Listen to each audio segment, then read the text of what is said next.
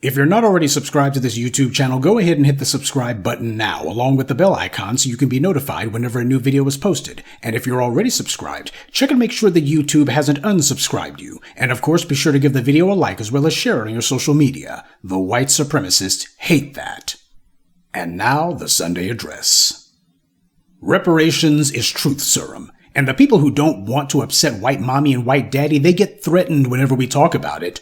They're doing masses bidding by trying to poo-poo the idea altogether. They want to be the first to tell us to give up, that what we demand won't happen, because they don't want it to. That's the entire reason. And of course, whenever you talk to these clowns, the first thing you find out is these people have never fought for anything for black people at all. Forget about anything substantive. They haven't fought for black people, period. And no matter what these cowards may try to tell you, they don't stand on anything. Do you really want to take your cues from someone like that? The biggest single hurdle that we've ever faced was ending the practice of chattel slavery. That was a demand that didn't come overnight, but it did happen. Now, there's something that went on for hundreds of years and was enshrined into law. The founders of the country declared that it was never going to end, and yet breaking the backs of the plantation owners happened anyway, despite those who endlessly told us that it would never happen. Even when you had our ancestors like Harriet Tubman, who were snatching people off of those plantations, she herself had to say the biggest problem that she faced was convincing black people that they were slaves. The individuals like A. Dummy and others who try to call themselves opposing reparations, these individuals don't know anything about it. They don't know anything about standing for black empowerment or standing against white supremacy. That's what their real objection is. They're scared that we're going to have them actually having to take a stand against white mommy and white daddy. If there was ever any single circumstance or instance that should have taught us what we can do when we unite behind a cause, it should have been that, ending slavery. Reparations wasn't even a blip on the political radar, much less a persistent issue, until we made it one. And it started an uncomfortable conversation that a lot of these Negroes who have been trying to fly under the radar, well, it's made things hot for them. And that's forcing them to have to show who and what they are. We've had a lot of people slithering amongst us who have invested everything in the racial status quo not changing. The job before us now is to recalibrate the political compass of a people who have been led astray for generations. That's the reason white power set up the Messy Jessies and the Al Sharptons and the Black Immigrant Caucus, Congressional Black Caucus, precisely because they were sent among us to lie to us, to falsely claim that they were fighting for us and arguing our case in the halls of power, when the reality is they were a gang of sellouts and traitors doing the enemy's bidding. And notice how most of the same individuals who are telling us that cash reparations is a demand that will never happen, these are the same individuals who, of course, will criticize the Messy Jessies and Al Sharptons, but at the same time, they're trading in the exact same type of respectability politics, because that's what they're really about. And just like these pathetic reparations critics, when it comes to these civil rights retreads, these fossils from the 60s, you don't see even one of them out here with us, even now, do you? Why do you think that is? All these hundreds of black leaders, quote unquote, and yet none of them are on code with the black grassroots. And it's not because they don't know about us. They know. And as Kamala Harris said, they're not doing anything that's going to benefit black people. White power spent generations conditioning us to run on a political treadmill to nowhere, to make no demands, to cave in easily, to always put off our demands until the next election and the next and the next and the next. In my now classic video, We're All Detroiters Now, I explained how we have been deliberately miseducated to use the wrong vocabulary. Instead of demanding jobs, we should have been demanding businesses, things that we own and control. But we didn't. We had these sellout misleaders jumping in front of the cameras and pretending to speak for us, and these sock puppets said what white power wanted them to say. Jobs. Dr. John Henrik Clarke taught that whatever demand that you make of these white supremacists, it must be something that requires them to give up their power. A few measly jobs doesn't. It changes nothing, because without owning something, you can't get the full benefit of it, and it can always be taken away, and under white supremacy at some point it inevitably will be. Put the issue of reparations to the side for the sake of this discussion. When's the last time that black people have gotten on code and made a serious demand on anything? It's been a very, very long time. And when's the last time that we made a demand that required white supremacy to give up its power? It's been about 150 years since we've done that, let's be honest. And if you're not ready to actually speak up for the blood of one's own ancestors and demand justice for what was stolen from them and from their descendants, then you're a liar when you claim that you have black pride on anything. That's the biggest issue that these reparations critics have. These people, they don't want to be black. All of them are doing the same old stupid, well, I'm not really about race thing. Yeah, until some white supremacist gets in their face and then all of a sudden they're reminded. Reparations as an issue also separates the doers from the losers. That's why it's so important. Show me someone who talks that reparations ain't never gonna happen mess and then ask them if there's any issue beneficial specifically to foundational Black Americans that they have ever fought for. Without exception, you'll find that they haven't fought for anything. These clowns are in business for themselves. You talk to these people long enough and they'll inevitably start talking that colorblind, we are our own worst enemies crap. That's what usually happens. But notice how these people are never anywhere to be seen when the police commit some heinous murder. Tim Scott denied the existence of racism, and he was bold about it. That is, until the uprisings began in the streets. Then all of a sudden he miraculously remembered his own hostile encounters with racist cops. After decades of racial amnesia, Senator Tim Scott suddenly had total recall. The people who disparage the possibility of reparations are the main ones who would never turn reparations down. These are just people who are lazy, disloyal, and who have never and would never fight for anything, and they're scared that they will have to actually get off their worthless rumps and do something. This is the enemy within. These people are the FBA equivalent of the tethers. And while we're on the subject, it gives me no pleasure to talk about the failure of Africa and the Caribbean to assert themselves successfully. It shouldn't please anyone to see the colonial masters of those places still firmly in charge. This is a total failure of autonomy.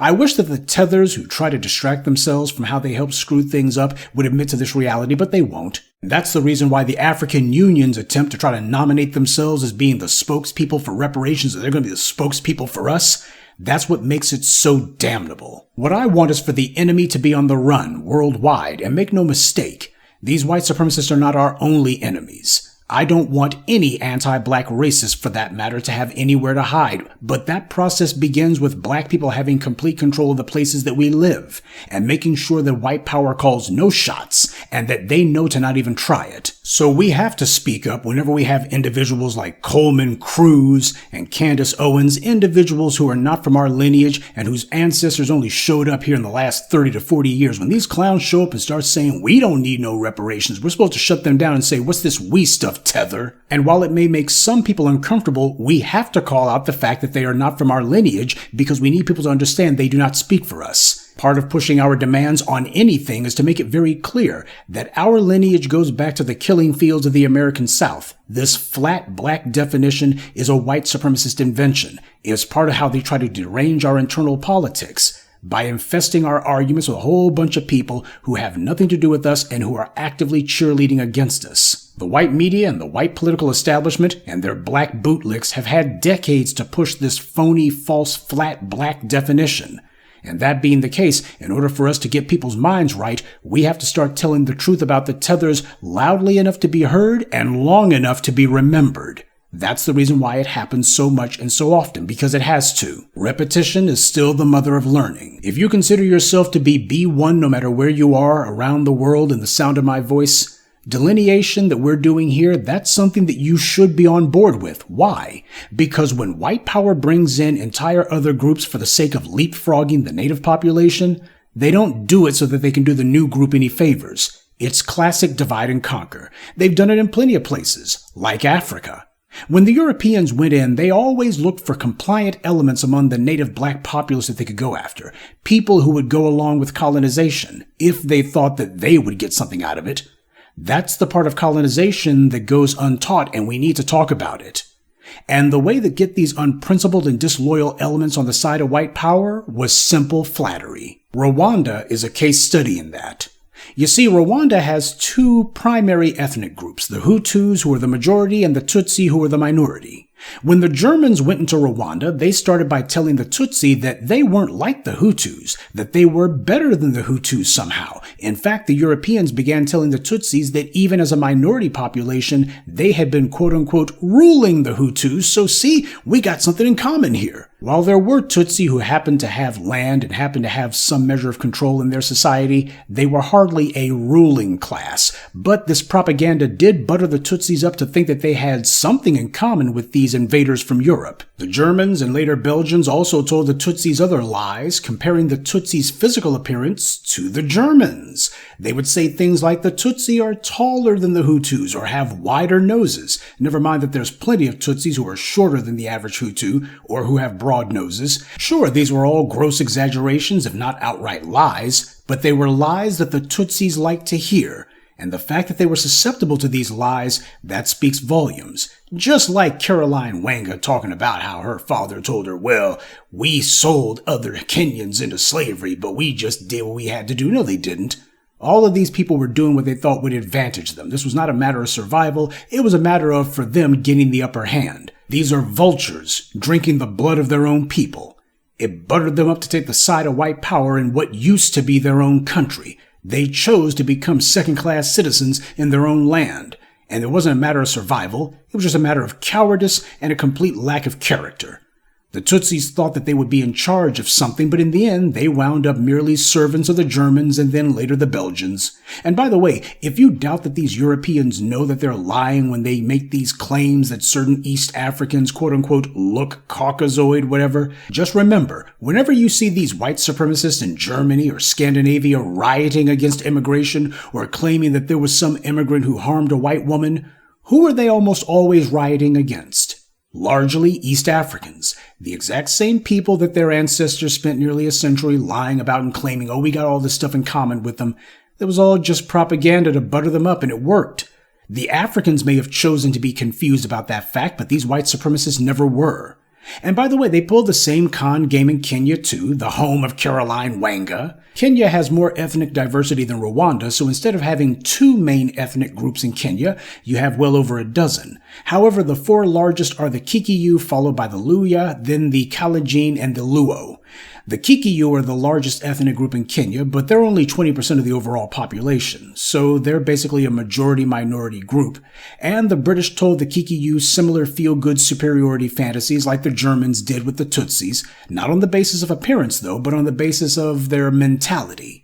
And just like in Rwanda, the Kikiyus wound up making common cause with the colonizers and told themselves that they were better somehow. And we still see this attitude from them today. In fact, one of these white think tanks' favorite propagandists, an Asian woman named Amy Chua, she wrote about that in her book World on Fire. It was her pathetic attempt to pretend as if she wasn't an anti-black racist because she gave the Kenyans, specifically the Kikiyus, a pat on the head. Amy Chua's family, by the way, are Chinese who happen to basically be colonizers in the Philippines, and that's the false commonality that she attempted to try to draw between her own Chinese folk over there dominating the Philippines and the Kikiyus who are not really dominating anything. They just have a high opinion of themselves, but not much to base it on. This is what white power was doing before the U.S. resumed letting African and Caribbean immigrants into the country in the 60s. White supremacy is global. So common sense says if they use a particular tactic in one place, they're probably using it in others as well. Remember, the British did the same things in Scotland and Ireland when they colonized those places. When the Scots and Irish tell the stories of how they got colonized, they always conveniently leave out the part about how a number of their clans and prominent families actually collaborated and colluded with the British. Movies like Braveheart are largely fiction. William Wallace wasn't some poor sharecropper's son. He was a child from an old landowning family. In fact, his father was a Scottish knight. Probably didn't run around in a suit of armor, but at least he had the title. And unlike in the movie, the real William Wallace was 25 years old when he began his revolt against the Brits. Now ask yourself, how does a 20-something back in the Middle Ages have enough prestige to pull that off on his own? But my point is that when these white supremacists run around trying to divide and conquer people, their favorite tactic is to try to subvert whomever the most defiant elements are. And the best way to do that is to confuse their internal politics. You look at Rwanda, they've had numerous wars between the Hutus and the Tutsis. In fact, when you look at the genocide of the 1990s, that was actually the second part of a prolonged conflict that began decades earlier. The Congo is right next to Rwanda, and as a result, both Hutus and Tutsis in their turn have run across that border into the eastern Congo to hide out, to rearm, escape retaliation. In fact, part of the reason that the Congo seems to be the #1 place for armed conflict in Africa is because the Hutus and the Tutsis have had cross-border skirmishes going on there for the longest time. And in Kenya, you see a similar pattern. In my video, The Truth About Robert Mugabe, I had touched on the violence that Kenya's leaders carried out after their elections. Yes, it's political, but there's also an undeniable ethnic aspect to it all, too.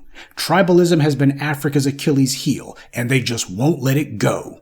We tried for a century to welcome them in, to get them off of that mess, but unfortunately most of them didn't want to hear it, and worse, a majority of them made it a point to link arms with the white supremacists, and when they did, they talked just like the Tutsi did in Rwanda, and just like the Kikiyu in Kenya. Oh, and on a side note, the current ruler of Rwanda, who's been in power for a couple of decades now, is a Tutsi named Paul Kagame. He was able to seize power when the Europeans sided with the Tutsis during the genocide, and have politically and economically supported them ever since. They've been in complete alignment with the very Europeans who they claim to have gotten independence from. And in Paul Kagame's Rwanda, he outlawed any talk of ethnic differences. They have laws restricting any sort of talk that is quote-unquote ethnically divisionist. So when Kagame and his Tutsi pals are doing white power's bidding, you're not allowed to even point that out. And if you can't say that there's an internal element in the country that is still collaborating with the colonizers, then how do you even say that the colonizers still have their hooks in the country? You can't tell people how it's happening, which means you can't even say that it's happening. It's like what DeSantis and the white right want in the U.S. when they pass laws to not teach children that there's such a thing as oppression, or that you can't teach who the oppressors are. And this is what the Tethers want too. When they call us divisive, they're operating literally out of the Tutsi playbook. But they never run up in the faces of the Richelieu Dennises and the Caroline Wangas or any of these other sellouts who are actually being divisive. And I point all of this out because people need to understand that we're going to be putting an end to all of this leapfrogging the white supremacy allows everybody else to do over us. We let it go on for far too long as it was. And the constant disrespect and attacks from these Tethers is intolerable. They're being kept afloat by white power. They're determined to legitimize their opportunism by claiming some false connection to the very people they're trying to subvert, all the while still claiming that whatever country they came from is better. And that hypocrisy shouldn't surprise you. White supremacy believes in taking both sides of the conversation, as Neely Fuller said, and those who have allied themselves with white supremacy use the enemy's own tactics. White power wants to create an artificial leadership class over us just like they did in Africa. This is why they've chosen a legion of Tethers to be the CBC. These guys are not grassroots at all. They have no grassroots support. It's all AstroTurf. And we also see the same thing in media and corporate America too. The Tethers weren't selected because they were the smartest or the most capable. They're hopelessly dependent on white power for every penny they have. They're just like Paul Kagame. He wasn't chosen because he was the smartest. He and his ilk were chosen because they were the most obedient. White supremacy is sophisticated. Some simple-minded Negroes keep trying to deny that because ignorance is bliss, but it's true. And whether it be Tethers who came from abroad or our own turncoats from within, they use the same tactics. They can't change the subject to win the argument, so instead they try to see if they can change the words or shut down the discussion altogether. These are things that help the enemy. When people like Chris Rufo and his right-wing think tank propagandists say that they would recodify critical race theory by telling everyone that it actually means all kinds of unpopular things, what do you think he does by that? This is done through their massive media apparatuses that they control and use to push whatever narrative is expedient to their power. Rufo also admitted why they do this, because they had lost the cultural argument for generations now, which means they'd also lost the culture itself. They failed to change the subject. So instead, they've embarked on a strategy of trying to change the very meanings of words. This is meant to sow confusion, but it's also far easier to do when a critical mass of non-black people are fully on board with the lies. They know that these anti-black lies aren't true, but they also know that their position in the world can't be justified if they're immoral. So this is about justifying their immorality. And since they can't prove that they are moral, they instead try to portray black people and anything that has to do with us as being immoral or at the very least bad. Now, what also needs to be understood is that these racists do the exact same thing with black people in general. They recodified black people to include all these unpopular and undesirable things that black doesn't actually mean. And they have a bunch of butter biscuit bootlicks and Tethers helping them do it. Their problem is that even in our critically degraded condition, we've managed to effectively push back against the bastards. And if this is what we can do at our lowest point, then my God, what can this group of moral and ethical people do when they've actually gotten some power? Now, that may not seem obvious from the standpoint of our people, but when you look at things from the standpoint of the enemy, especially how the enemy is always looking at the horizon for anything that might even remotely look like a challenge to them, you see why it is that these guys hyperfixate on holding us down. This is an existential crisis for white supremacy, whether you recognize it or not, and the privilege of those who rely on it is also at stake. And rather than deny what our end game is, we ought to be embracing it. Yes, our program, our agenda, our goal is the total and complete destruction of white supremacy, which we understand to be the forward element of anti-black racism in the world. The bulk of the world has benefited and eaten off of our suffering and deprivation and our dehumanization. Entire industries have been created that have taken wealth from us and given it to those who shouldn't have had it. Anti-black racism has become the greatest economic engine in the history of the world for the lazy, the immoral, the vicious, the violent, and the inhuman. So it falls to us to make sure that that engine not only runs out of gas, but is then dismantled. And as for all of these other people who have been trying to fight some rearguard action to prop up white supremacy, who have been repeating every anti-black trope that they can and constantly trying to demoralize us by telling us what isn't going to happen, the individuals who decided that they were going to ride around on that white supremacist anti-black engine, they can learn to walk. Though based on what I've seen, they won't get far. Good evening, and be one. I'd like to take a moment to mention some of our contributors: Philip Walker, Shrampstein, Abram Pruitt, Ardem M., and Cedric Etheridge. Salute to them and thank you to everyone for listening, liking, and sharing this message. Black empowerment only exists because of you.